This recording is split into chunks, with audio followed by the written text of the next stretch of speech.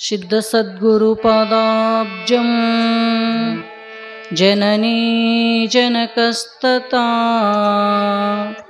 तत्वोपदेशकर्तारं नत्वा भक्तिपुरस्सरं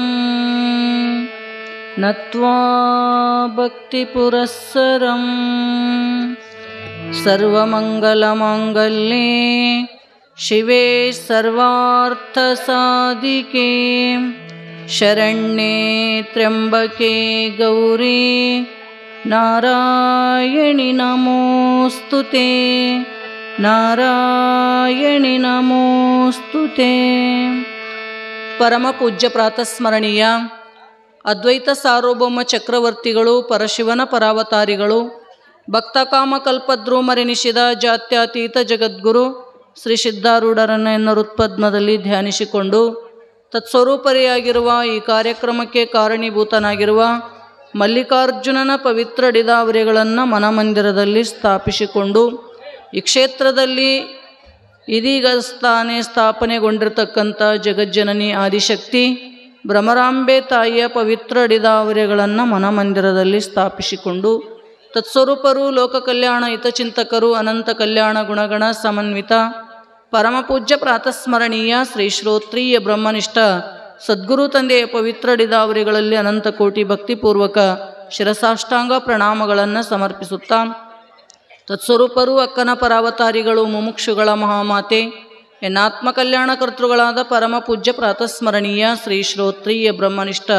ಸದ್ಗುರು ಮಾತೋಶ್ರೀಯವರ ಪಾವನ ಪಾದಾರವಿಂದಕ್ಕೂ ಅನಂತ ಕೋಟಿ ಭಕ್ತಿಪೂರ್ವಕ ಶಿರಸಾಷ್ಟಾಂಗ ಪ್ರಣಾಮಗಳನ್ನು ಸಮರ್ಪಿಸುತ್ತಾ, ಈ ಬ್ರಹ್ಮವೇದಿಕೆ ಮೇಲೆ ಆಸೀನರಾಗಿ ನಮ್ಮೆಲ್ಲರಿಗೂ ಉಪದೇಶಾಮೃತವನ್ನು ಕರುಣಿಸಲಿರುವ ಶಟಸ್ಥಲ ಬ್ರಹ್ಮ ಚಂದನಕೇರಿಯಿಂದ ಆಗಮಿಸಿರ್ತಕ್ಕಂಥ ಪೂಜ್ಯ ಅಪ್ಪಂಗಳ ಪವಿತ್ರ ಡಿದಾವರಿಗಳಲ್ಲಿ ಅನಂತ ಕೋಟಿ ಭಕ್ತಿ ನಮನಗಳನ್ನು ಸಮರ್ಪಿಸುತ್ತಾ, ವೇದಿಕೆಯನ್ನು ಅಲಂಕರಿಸಿರುವ ಇದೇ ಗ್ರಾಮದವರಾಗಿರುವ ವಯೋವೃದ್ಧರು, ಜ್ಞಾನವೃದ್ಧರು, ಪೂಜ್ಯ ಅಪ್ಪಂಗಳ ಪವಿತ್ರ ಡಿದಾವರಿಗಳಲ್ಲಿ ಅನಂತ ಭಕ್ತಿ ಕುಸುಮಗಳನ್ನು ಸಮರ್ಪಿಸುತ್ತಾ, ಸಂಗೀತ ಕಲಾ ಬಳಗಕ್ಕೂ ವಂದಿಸಿ ಸತ್ಸಂಗ ಸಮ್ಮೇಳನದಲ್ಲಿ ಭಾಗಿಗಳಾಗಿ ಜ್ಞಾನಾಮೃತವನ್ನು ಪಾನ ಮಾಡಲು ಬಂದ ಎನ್ನ ಆತ್ಮೀಯ ಶರಣು ತಂದೆ ತಾಯಿಗಳೇ, ಮುದ್ದು ಮಕ್ಕಳೇ, ನಿಮ್ಮೆಲ್ಲರಿಗೂ ಶರಣು ಶರಣಾರ್ಥಿಗಳು.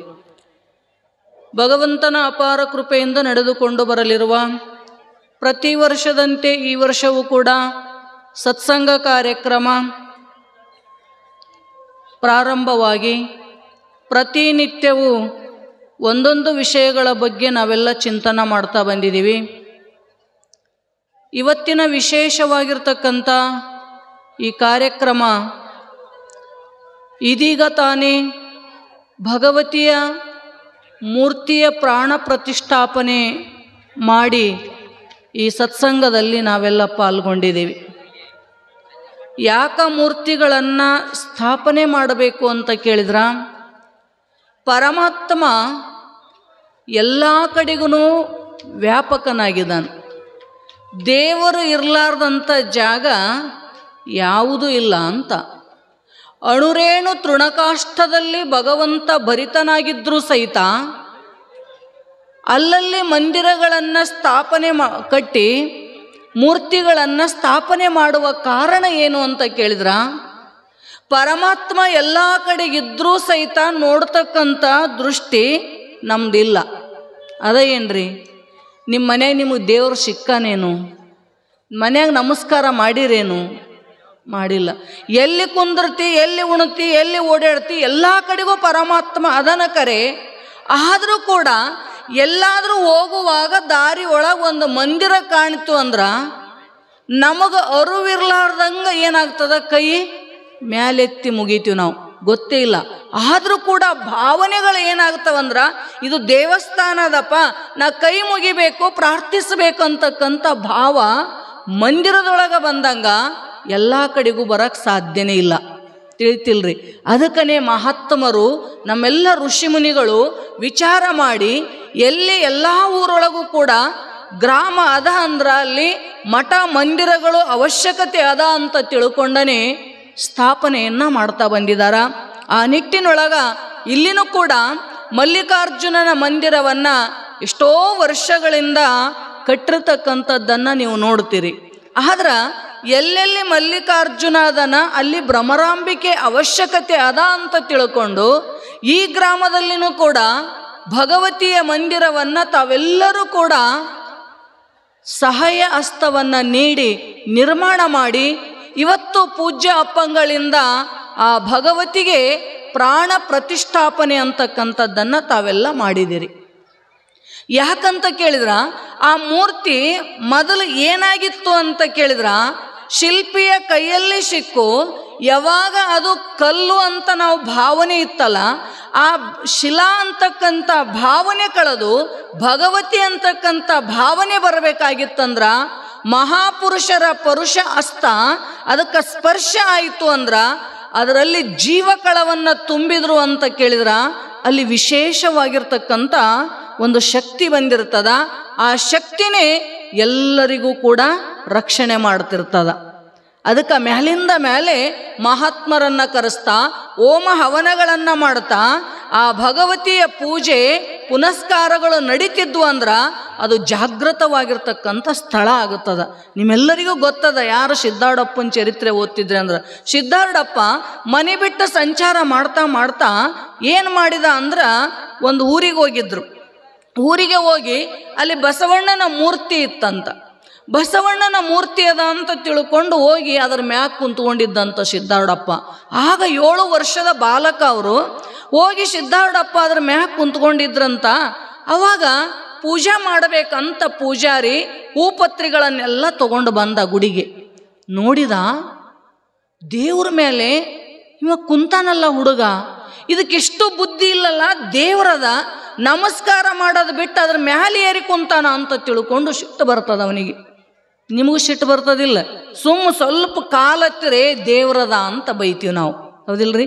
ದೇವ್ರದ ಅಂದ್ರೆ ನಮಸ್ಕಾರ ಮಾಡಬೇಕೇ ವಿನಃ ಒದಿಬಾರ್ದು, ಅದನ್ನ ದೂರಿಂದನೇ ನಾವು ನಮಸ್ಕಾರ ಮಾಡ್ಬೇಕಂತಕ್ಕಂಥ ಭಾವ. ಹಂಗ ನೋಡಿ ಪೂಜಾರಿ ಅಂದ ಮೂರ್ಖಿದ್ದಂಗೆ ಕಾಣ್ತದ, ಹುಚ್ಚಿದ್ದಂಗೆ ಕಾಣ್ತದ, ಹೋಗಿ ಮೂರ್ತಿ ಮೇಲೆ ಕುಂತದಲ್ಲ ಅಂತ ತಿಳ್ಕೊಂಡು, ಏನೋ ದೇವ್ರಂತ ನಿನ್ನ ಕಲ್ಪನಾ ಇಲ್ಲೇನು, ಯಾಕೆ ಕುಂತಿದ್ರ ಮ್ಯಾಗ ಅಂತ ಕೇಳಿದ್ರು. ನಿನಗೆ ದೇವ್ರು ಅನಿಸಿದ್ರೆ ನನಗೆ ಕಲ್ಲದ ಅದಕ್ಕೆ ಕುಂತೀನಿ ಅಂದ್ರೆ ಸಿದ್ಧಾರೂಢಪ್ಪ. ಯಾಕೆ ಹಿಂಗಂತೆ, ಅದು ದೇವ್ರ ಅಲ್ಲೇನು ಅಂತ ಕೇಳಿದ್ರ ಸಿದ್ಧಾರೂಢಪ್ಪ ಸುಮ್ಮನೆ ಕುಂತಿದ್ದ. ಸಿಟ್ಟು ಬಂದು ಬಡದು ಕೆಳಗಿಳಿಸ್ಬೇಕಂತ ತಿಳ್ಕೊಂಡು ಅವಾಗ ಅವನಿಗೆ ಬಡಿಯಾಕೆ ಹೋದ್ನಂತ. ಆ ಗ್ವಾಡ್ಯಾಗ ಒಂದು ಮಳಿ ಇತ್ತಂತ, ಆ ಮಳಿ ಕೈಗೆ ಬಡಿದು ದರ ದರ ರಕ್ತ ಸೋರ ಕತ್ತಿಬಿಡ್ತು. ಆಶ್ಚರ್ಯ ಆಯಿತು, ಯಾಕೋ ಈ ಹುಡುಗ ವಿಚಿತ್ರ ಕಾಣ್ತದಲ್ಲಪ್ಪ ಅಂತ ತಿಳ್ಕೊಂಡು ಹೊಡ್ಕೋತ ಊರಾಗ ಹೊಂಟ. ಏನಾಯಿತು ಅಂತ ಜನ ಎಲ್ಲ ಕೇಳ್ತಿದ್ರು. ಹಿಂಗೆ ಯಾವುದೋ ಒಂದು ಹುಡುಗ ಬಂದು ಬಸವಣ್ಣನ ಮೂರ್ತಿ ಮೇಲೆ ಕುಂತದ, ದೇವ್ರಂತಕ್ಕಂಥ ಭಾವ ಇಲ್ಲ, ಏನಂದ್ರೂ ಮಾತೆ ಕೇಳವಲ್ತು, ಕೆಳಗೆ ಇಳಿವಲ್ತು ಅಂತ ತಿಳ್ಕೊಂಡು ಹೇಳಿದ್ರ ಎಲ್ಲ ಜನ ಬಂದ್ರಂತ. ಎಲ್ಲ ಜನ ಬಂದು ನೋಡಿದ್ರು. ಯಾಕಪ್ಪ ಹಿಂಗ್ಯಾಕೆ ಮಾಡ್ತಿದೀಯ ಅಂತ ಕೇಳಿದ್ರ ಸಿದ್ಧಾರೂಢಪ್ಪ ಅಂದಂತ, ನೋಡಪ್ಪ ಭಾಳ ಕಾಲದಿಂದ ಈ ದೇವರಿಗೆ ಏನು ಮಾಡ್ಯಾರಂದ್ರೆ ಎಲ್ಲ ಅಭಕ್ತರಾಗಿರ್ತಕ್ಕಂಥ ಜನರು ಬಂದು ಹಣಿ ಒಡೆದು ಇದರಲ್ಲಿರ್ತಕ್ಕಂಥ ಶಕ್ತಿ ಎಲ್ಲ ಕಳೆದಾರ, ಅದಕ್ಕೆ ನಾ ಶಕ್ತಿ ತುಂಬ ಕುಂತೀನಿ ಅದ್ರ ಮ್ಯಾಗ ಅಂತ ಹೇಳಿದ್ರಂತ ಸಿದ್ಧಾರೂಢಪ್ಪ. ಅದಕ್ಕೆ ಶಕ್ತಿ ಕೊಡ್ಬೇಕಂತ ನಾ ಕುಂತೀನಿ ಅಂದಾಗ ಅವನಿಗೆ ಯಾವಾಗ ಅರಿವಾಯ್ತಂತ, ಇವನು ಸಾಮಾನ್ಯನಾಗಿರ್ತಕ್ಕಂಥ ವ್ಯಕ್ತಿ ಅಲ್ಲ, ಇವನು ಪಾದ ಪೂಜೆ ಮಾಡ್ಬೇಕಂತ ಊರೊಳಗಿರ್ತಕ್ಕಂಥ ಎಲ್ಲ ಜನ ಅವಾಗ ಸಿದ್ಧಾರೂಢಪ್ಪನ ಪಾದ ಪೂಜೆ ಮಾಡಿದ್ರಂತ. ಯಾಕಂತ ಕೇಳಿದ್ರ ಒಬ್ಬ ಜ್ಞಾನಿಯಾಗಿರ್ತಕ್ಕಂಥ ಯಾವ ಮಹಾತ್ಮ ಇರ್ತಾನ ಅವನಿಗೆ ಮಾತ್ರ ದೇವರಲ್ಲಿ ಆ ಶಿಲೆಯಲ್ಲಿ ದೇವತ್ವ ಭಾವವನ್ನು ತುಂಬತಕ್ಕಂಥ ಶಕ್ತಿ ಇರ್ತದೆ ವಿನಃ ನೀವೆಲ್ಲ ಹೋಗಿ ಗುಡಿಯಾಗ ಮೂರ್ತಿ ಇಟ್ಟರೆ ಅದಕ್ಕೆ ಶಕ್ತಿ ಬರಲಿಕ್ಕೆ ಸಾಧ್ಯ ಇಲ್ಲ. ಅನಂತ ಜನ್ಮದಲ್ಲಿ ಪುಣ್ಯವನ್ನು ಮಾಡಿ ತಪಸ್ಸನ್ನು ಆಚರಣೆ ಮಾಡಿ ಅದರಿಂದ ಶಕ್ತಿಯನ್ನು ಪಡ್ಕೊಂಡಿರ್ತಕ್ಕಂಥ ಒಬ್ಬ ಮಹಾತ್ಮ ಯಾವಾಗ ಅಲ್ಲಿ ಹೋಗಿ ಸ್ಪರ್ಶ ಮಾಡ್ತಾನ ಅವಾಗ ದೇವ್ರು ಏನಾಗಿ ಬಿಡ್ತದ ಅಂತ ಕೇಳಿದ್ರ ಅದು ಶಿಲಾ ಅಂತಕ್ಕಂಥ ಭಾವ ಕಳಿತದ. ಅದಕ್ಕೆ ನೀವೆಲ್ಲ ಭಕ್ತರು ಇಲ್ಲಿ ಬರ್ತೀರಿ ಅಂದ್ರ ಏನಂತ ತಿಳಿರಿ, ಸಾಕ್ಷಾತ್ ಭಗವತಿ ಅದಳ ಅಂತ ತಿಳ್ಕೊಳ್ರಿ. ಅನ್ಯತಾ ಭಾವನೆಗಳನ್ನು ದೇವರಲ್ಲಿ ಮಾಡಬೇಡ್ರಿ ಅಂತ.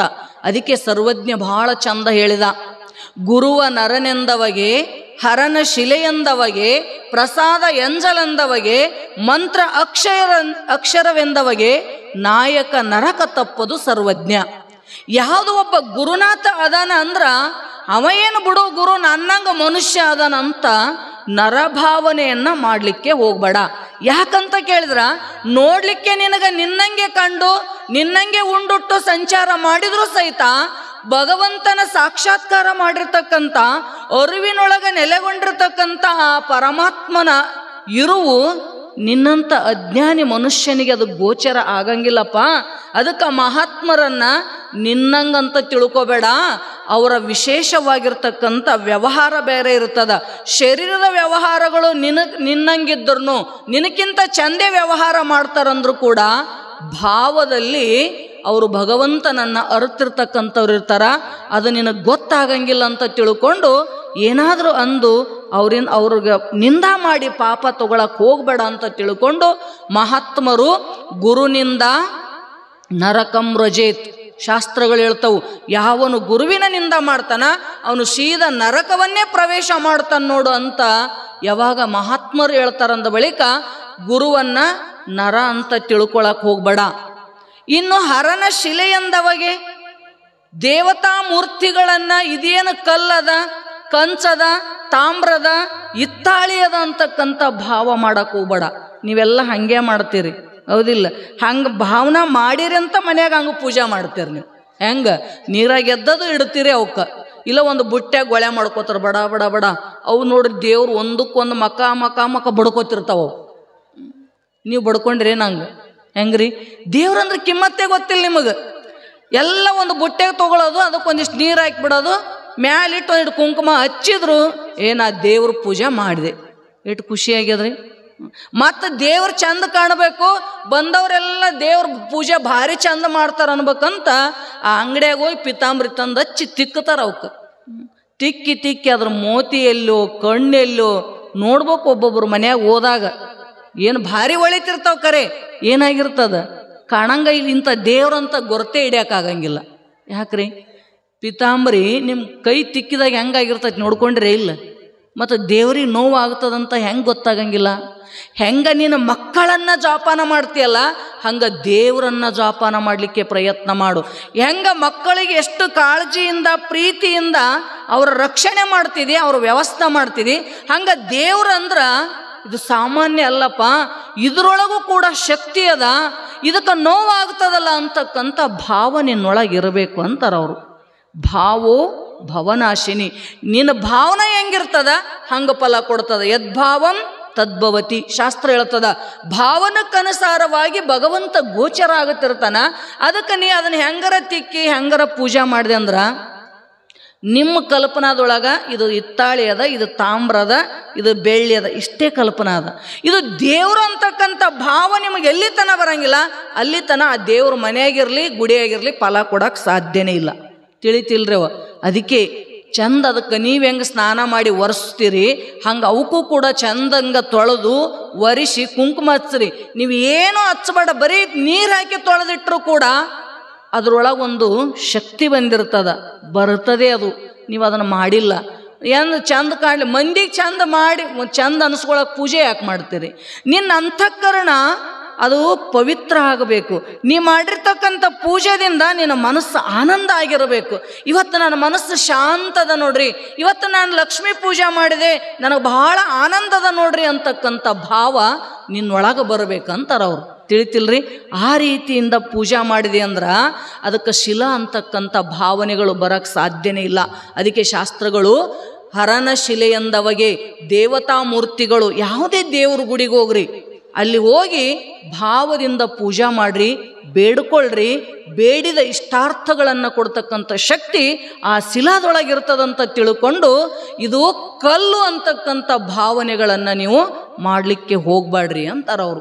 ಇನ್ನು ಮಂತ್ರ ಅಕ್ಷರ ಎಂದವಗೆ ಗುರುಗಳು ಕೊಟ್ಟಿರ್ತಕ್ಕಂಥ ಮಂತ್ರ ಅದು ಪಂಚಾಕ್ಷರ ಇರಬೇಕು, ಷಡಾಕ್ಷರ ಇರಬೇಕು, ಅಷ್ಟಾಕ್ಷರ ಇರಬೇಕು, ಬೇಕಾದಷ್ಟು ಮಂತ್ರಗಳದವು. ಸದ್ಗುರುನಾಥನ ಹಸ್ತನಿನ್ನ ಮಸ್ತಕಕ್ಕೆ ಸ್ಪರ್ಶ ಮಾಡಿ ಯಾವಾಗ ದೀಕ್ಷಾಬದ್ಧನಾಗಿ ಮಂತ್ರವನ್ನು ಗುರುವಿನಿಂದ ತಗೋತಿದಿ ಅದು ಅಕ್ಷರ ಅಂತಕ್ಕಂಥ ಭಾವ ಮಾಡಬೇಡ. ಆ ಮಂತ್ರ ನಿನ್ನ ಜನ್ಮ ಮರಣಗಳನ್ನು ಕಳಿತಕ್ಕಂಥ ಶಕ್ತಿ ಮಂತ್ರದೊಳಗಿರ್ತದ. ಯಾವ ಮಂತ್ರವನ್ನು ಜಪ ಮಾಡ್ತಿದೆಯಲ್ಲ ಅದರೊಳಗೆ ನಿಷ್ಠಾ ಭಕ್ತಿ ಪ್ರೀತಿ ಇತ್ತು ಅಂತ ಕೇಳಿದ್ರೆ ಅದು ನಿನ್ನನ್ನು ತಾರಣೆ ಮಾಡ್ತದ. ಅದಕ್ಕೆ ಮಂತ್ರಕ್ಕೆ ಇವೇನದ ಬಿಡು ಅಕ್ಷರ ಅಂತ ಭಾವ ಮಾಡಬೇಡ. ಇನ್ನು ಪ್ರಸಾದ ಎಂಜಲಂದವಗೆ, ಪ್ರಸಾದ ಮಂದಿರದೊಳಗೆ ನೋಡ್ರಿ ದಿನನಿತ್ಯ ಪ್ರಸಾದ ತೊಗೊಳಕತ್ತೀರಿ ನೀವು. ಎಷ್ಟು ದಿನ ಆಯ್ತವ ಕಾರ್ಯಕ್ರಮ ನಡೆದು? ಎಂದು ಪ್ರಾರಂಭ ಆಯಿತು ಅಂದಿನ ಹಿಡ್ಕೊಂಡು ಮುಕ್ತಾಯದ ಪರ್ಯಂತರವಾಗಿ ಯಾರ್ಯಾರೋ ಪುಣ್ಯಾತ್ಮರು ಯಾರ ಅಂತಃಕರಣದೊಳಗೆ ಮಲ್ಲಿಕಾರ್ಜುನ ಪ್ರವೇಶ ಮಾಡಿ ನೀನು ಪುಣ್ಯವನ್ನು ಮಾಡು ಅಂತಕ್ಕಂಥ ಪ್ರೇರಣಾದಿಂದ ಎಲ್ಲರೂ ದಾಸೋಗ ಕಾರ್ಯಕ್ರಮವನ್ನು ಹಮ್ಮಿಕೊಂಡಿದ್ದಾರೆ. ದಿನನಿತ್ಯ ಪ್ರಸಾದ ತಗೋತಿರಲ್ಲ, ತಗೊಳ್ಳುವಾಗ ಇದು ಉಗ್ಗಿ ಅದ, ಇದು ಅನ್ನ ಅದ, ಇದು ಸಾರದ ಅಂತಕ್ಕಂಥ ಭಾವ ಬೇಡ. ತಿಳಿತಿಲ್ರಿ? ಇದು ಪ್ರಸಾದ. ಪ್ರಸಾದದೊಳಗೆ ಯಾವತ್ತೂ ರುಚಿ ನೋಡಬಾರ್ದಂತ. ನೀವು ಹಂಗಲ್ಲ, ಉಣ್ಕೋತ ಯಾಕೋ ಇವತ್ತು ಖಾರ ಮಾಡ್ಯಾರ ನೋಡಿ ಸಾರು ಅಂತೀರಿ, ಅದಿಲ್ರಿ? ಉಣ್ಕೋತ ಉಗ್ಗಿ ಯಾಕೋ ಸಪ್ಪಾಗ್ಯದ ನೋಡಿ ಇವತ್ತು ನೀವು ಹಿಂಗಂದ್ರಿ ಅಂದ್ರೆ ಅದು ಪ್ರಸಾದ ಅನಿಸ್ಕೊಳಂಗಿಲ್ಲ. ತಿಳಿತಿಲ್ರಿ? ಎಲ್ಲೇ ಮಂದಿರಕ್ಕೆ ಹೋಗ್ರಿ, ಎಲ್ಲೇ ಮಠಗಳಿಗೆ ಹೋಗ್ರಿ, ಎಲ್ಲಿ ಪ್ರಸಾದ ಇರ್ತದಲ್ಲ ಅದಕ್ಕೆ ಪ್ರಸಾದ ಅಂತಕ್ಕಂಥ ಭಾವದಿಂದ ಸ್ವೀಕಾರ ಮಾಡ್ರಿ. ಇದು ಎಂಜಲದ ಅಂತಕ್ಕಂಥ ಭಾವನೆಗಳು ಬೇಡ. ತಿಳಿತ್ರಿ? ಎಂಜಲದ ಅದಕ್ಕೆ ನೋಡ್ರಿ, ಗುರುಗಳು ಮನೆಗೆ ಕರೆಸಿ ಪ್ರಸಾದ ಮಾಡಿ ಅವ್ರು ಊಟ ಮಾಡಿ ಉಳಿದಿರ್ತಕ್ಕಂಥ ಶೇಷ ಪ್ರಸಾದವನ್ನು ಎಲ್ಲರೂ ಮನೆಯವ್ರು ತಗೋಬೇಕಂತ ಅಪೇಕ್ಷೆ ಮಾಡ್ತಿರ್ತಾರೆ. ಅದು ಬಿಟ್ಕೊಟ್ಟೆ ಅವ್ರು ಉಂಡದ್ ನಾವ್ಯಾಕೆ ತಿನ್ಬೇಕು? ಅವ್ರು ಎಂಜಲ ಅಂದ್ರೆ ನರಕ ಪ್ರಾಪ್ತಿ ಆಗ್ತದ ಅಂತ ಹೇಳ್ತಾರೆ. ಯಾರೋ ಮಾಡ್ಯಾರ ಬಿಡ್ರಿ, ಯಾರ್ಯಾರು ಮಾಡ್ಯಾರೋ ಏನೋ, ನಾವು ಇಂಥವ್ರು ಅದೀವಿ ಅಂತಕ್ಕಂಥ ಭಾವನೂ ನಿನ್ನೊಳಗೆ ಬರಬಾರ್ದು. ತಿಳಿತಿಲ್ರಿ? ಪುಣ್ಯಾತ್ಮರಿಗೆ ಪ್ರಸಾದ ಸಿಗುತ್ತದ, ಪಾಪಿಗಳಿಗೆ ಪ್ರಸಾದ ಸಿಗಲಿಕ್ಕೆ ಸಾಧ್ಯ ಇಲ್ಲ. ನಾ ಹೇಳ್ತಿರ್ತೀನಿ ಅವಾಗವಾಗ. ಸಿದ್ಧಾರೂಢಪ್ಪನ ಮಠಕ್ಕೆ ಒಬ್ಬ ಹೆಣ್ಮಗಳು ಬಂದಿದ್ಲಂತ, ಹೋಗಿ ನಮಸ್ಕಾರ ಮಾಡಿಲ್ಲಂತ ಅಪ್ಪಗೆ. ಹೋಗಿ ನಮಸ್ಕಾರ ಮಾಡಿದ ತಕ್ಷಣ ಸಿದ್ಧಾರೂಢಪ್ಪ ಎಲ್ಲರಿಗೂ ಒಂದೇ ಮಾತು ಮಹಾತ್ಮರದು, ಮಠಕ್ಕೆ ಬಂದಾರಂದ್ರೆ ಯಾರೇ ಇರಲಿ ಮಹಾತ್ಮರು ಹೇಳೋದು ಒಂದೇ, ಏನಂತ? ಪ್ರಸಾದ ತೊಗೊಂಡು ಹೋಗ್ರವ್ವ ಅಂತ ಹೇಳ್ತಾರೆ. ಹೋಗಿರಿಲ್ಲ ಮಠಗಳಿಗೆ? ಹೋದ್ರೆ ಗೊತ್ತಾಗ್ತದೆ. ಅವಾಗ ಸಿದ್ಧಾರೂಢಪ್ಪ ಅಂದಂತ ಯವ್ವ ಪ್ರಸಾದ ಮಾಡಿ ಹೋಗು ಅಂದರು. ಆಯ್ತಪ್ಪ ಅಂದ್ಲು. ಎಲ್ರಿ ಸಿದ್ಧಾರೂಢರ ಮುಂದೆ ಆಯ್ತಪ್ಪ ಪ್ರಸಾದ ತೊಗೊಂಡು ಹೋಗ್ತೀನಿ ಅಂದ್ಲಂತ ಹೆಣ್ಮಗು. ಹೊರಗೆ ಬಂದ್ಲು. ಭಾವನಾ ಚೇಂಜ್ ಆಗಾಕತ್ತೇಕಿದು. ನಾವು ಇದ್ದೀವಿ ಜಂಗಮರು, ಸಿದ್ಧಾರೂಢಪ್ಪನ ಮಠ ಅಂದ್ರೆ ಎಲ್ಲ ಜಾತಿ ಜನ ಬರ್ತಾರೆ, ಎಲ್ಲ ಜಾತಿ ಜನನೂ ಅದ. ಅದಕ್ಕೆ ಜಾತ್ಯತೀತ ಮಠ ಅಂತ ಕರಿತೀವಿ ನಾವು. ಅವ್ರ ಜಾತಿ ಇವ್ರ ಜಾತಿ ಅಂತಕ್ಕಂಥ ಜಾತಿ ಭಾವಗಳು ಅಲ್ಲಿಲ್ಲ. ಎಲ್ಲ ಜಾತಿ ಜನ ಬರ್ತಾರ. ಯಾವ ಜಾತಿದು ಹೋಗಿ ನೀರು ಹಾಕ್ಯದೋ, ಯಾವ ಜಾತಿಯ ಹೋಗಿ ಉಪ್ಪು ಹಾಕ್ಯಾನೋ, ಯಾವ ಜಾತಿಯ ಹೋಗಿ ಅಕ್ಕಿ ಹಾಕ್ಯಾನೋ ಅನ್ನ ಮಾಡ್ಯಾನೋ ಗೊತ್ತಿಲ್ಲ. ಇಂಥ ಮಠದಾಗ ನಾವು ಉಂಡೆ ಅಂದ್ರ ನನ್ನ ಕುಲಕ್ಕೆ ಧಕ್ಕೆ ಬರ್ತದಲ್ಲ ಅಂತ ಅಕ್ಕಿಗೆ ಭಾವನಾ ಚೇಂಜ್ ಆಯ್ತು. ಹಂಗೆ ಅಂತ ಸಿದ್ಧಾರೂಢಪ್ಪ ಅವನಿಗೇನು ಗೊತ್ತಾಗ್ತದ? ಅಂದ ತಕ್ಷಣ ಉಂಡ್ವಿ ಅಂದ್ರೆ ನಮಗೆ ತ್ರಾಸ ಆಗ್ತದ. ಬೇಡ ಬೇಡ, ಇಷ್ಟು ದಿನ ನಾವೆಲ್ಲ ನಡ್ಕೋತ ಬಂದಿರತಕ್ಕಂಥ ತಪ್ಪಿ ಹೋಗ್ತದ, ಹಾಗೆ ಅಂತ ನಡಿ ಅಂತ ಹೋಯ್ತ್ರಿ ಮುದುಕಿ. ಹೋಯ್ತು. ಸಿದ್ಧಾರೂಢಪ್ಪನ ಪ್ರಸಾದ ತಿರಸ್ಕಾರ ಮಾಡಿ ಹೋದ್ಲು. 7 ದಿನ ಆಯ್ತಂತ ಒಂದು ತುತ್ತು ಅನ್ನನೂ ಸಿಕ್ಕಿದ್ದಿಲ್ಲ ಅಂತ ಮುದುಕಿ. 7 ದಿನ ಆದ್ರೂ ಹಸಿವಾಗ್ಯದ ಅಂತ ಬೇಡಿದ್ರು ಅನ್ನ ಕೊಡಲಿಲ್ಲ. ವಾಪಸ್ ತಪ್ಪಿನ ಅರುವಾಗಿ ಓಡೋಡಿ ಬಂದ್ಲು. ಪ್ರಸಾದ ತಿರಸ್ಕಾರ ಮಾಡಿ ಬಂದೆ, ಅದಕ್ಕಾಗಿ ಇಂಥ ಪರಿಸ್ಥಿತಿ ನನಗೆ ಬಂದದ ಅಂತ ತಿಳ್ಕೊಂಡು ಸಿದ್ಧಾರೂಢಪ್ಪು ನಮಸ್ಕಾರ ಮಾಡಿಯಪ್ಪ, ನಾನು ಹಿಂಗೆ ನಿಮಗೆ ನಿಂದ ಮಾಡಿದೆ, ಇದು ಜಾತ್ಯತೀತ ಮಠ ಅದ ಅಂತ ನಾನು ಪ್ರಸಾದ ತಿನ್ಲಾರ್ದೆ ಹೋದೆ. ಇವತ್ತು ನನಗೆ ಹಸಿವಿನಿಂದ ಬಳಲಿದ್ರು ಅನ್ನ ಸಿಗವಲ್ತು ಗುರುನಾಥ, ಒಂದು ತುತ್ತು ಅನ್ನ ಕೊಡು ಅಂತ ಕೇಳಿದ್ರೆ ಸಿದ್ಧಾರೂಢಪ್ಪ ಅಂದಂತ ನನಗೆ ಅವತ್ತೇ ಹೇಳಿದ್ದೆವ, ನೀ ಅವತ್ತೇ ಕಳ್ಕೊಂಡಿದ್ದು, ಇವತ್ತು ಬೇಡಿದ್ರೆ ನಿನಗೆ ಹೆಂಗೆ ಸಿಗ್ತದೆ ಹೋಗು ಅಂದ್ರಂತ ಸಿದ್ಧಾರೂಢಪ್ಪ. ಇಂಥ ಪರಿಸ್ಥಿತಿಗಳು ನಮಗೆ ಬರೋದು ಬೇಡ ಅಂತ ಯಾವುದೇ ಮಠ ಮಂದಿರಗಳಿಗೆ ಹೋದ್ರೂ ಕೂಡ ಅನ್ಯಥಾ ಭಾವನೆಗಳನ್ನು ಮಾಡಲಾರ್ದೇ ಇದು ಪ್ರಸಾದ ಅದ, ಇದು ನನಗೆ ಮನಸ್ಸಿಗೆ ಪ್ರಸನ್ನತೆ ಕೊಡ್ತದ, ನನ್ನ ಶಾರೀರಿಕವಾಗಿ ಮಾನಸಿಕವಾಗಿ ನನಗೆ ಆನಂದವನ್ನು ಒದಗಿಸ್ತದಂತಕ್ಕಂಥ ಭಾವದಿಂದ ಪ್ರಸಾದ ಮಾಡು.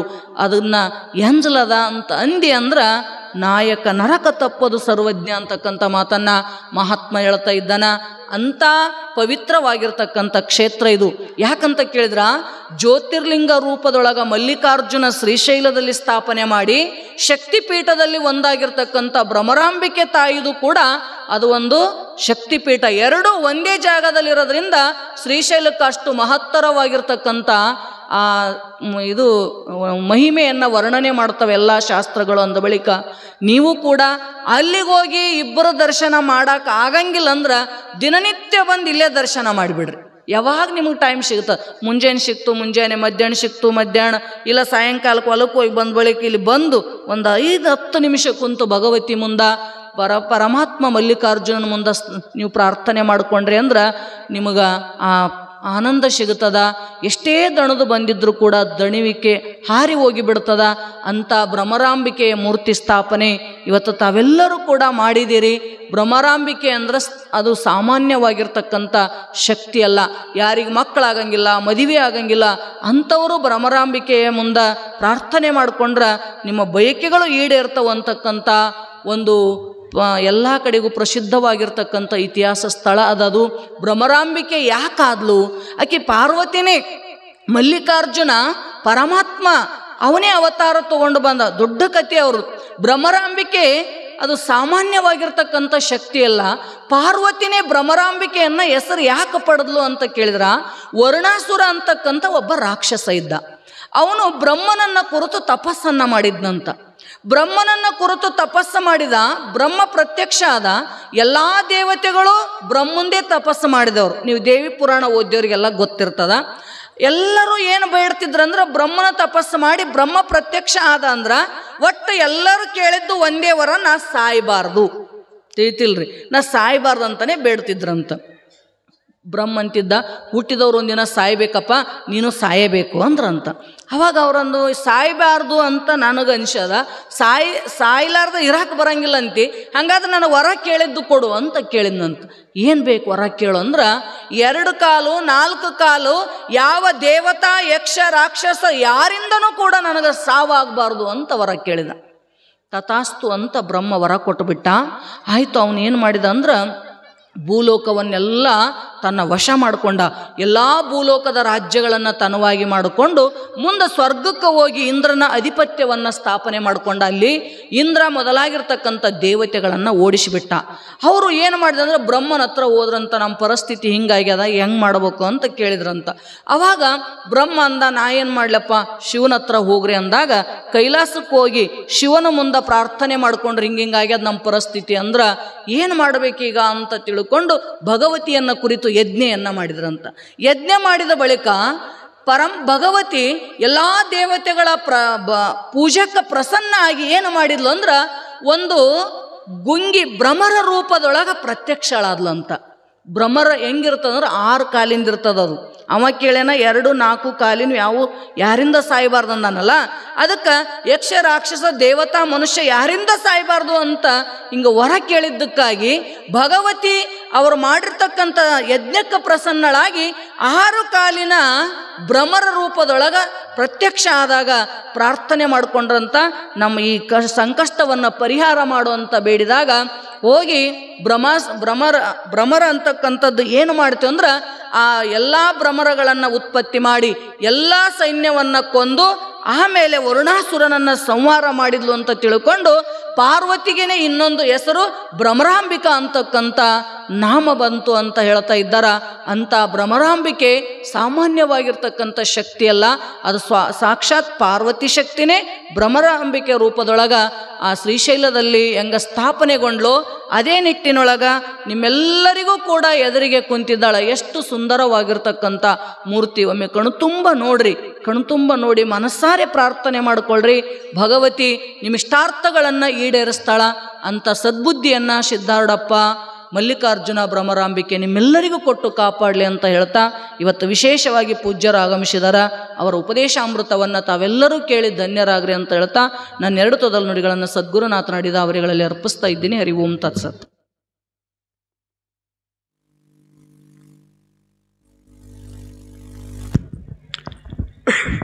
ಇಲ್ಲಿಯವರೆಗೆ ತಮ್ಮ ಒಂದು ಶ್ರೀವಾಣಿಯನ್ನು ನೀಡಿರುವಂಥ ಮಾತೋಶ್ರೀಯವರಿಗೆ ಮತ್ತೊಮ್ಮೆ ಸಮಸ್ತ ಗ್ರಾಮದ ಪರವಾಗಿ ತುಂಬ ಹೃದಯದ ಧನ್ಯವಾದ ಅರ್ಪಿಸ್ತಾ ಇದ್ದೇವೆ. ಅದೇ ರೀತಿಯಾಗಿ ವೇದಿಕೆ ಮೇಲೆ ಆಸೀನರಾಗಿರುವಂಥ ವೇದಮೂರ್ತಿ ಮಲ್ಕಯ್ಯ ಶಾಸ್ತ್ರಿಗಳು, ಸಾಕಿನ್ ಹಿರೇಬೆನು ಇವರು ಕೂಡ ಭಕ್ತಾದಿಗಳಿಗೆ ತಮ್ಮ ಒಂದು ಅಮೃತವಾಣಿಯನ್ನು ನೀಡಲಿದ್ದಾರೆ. ಇದಾದಮೇಲೆ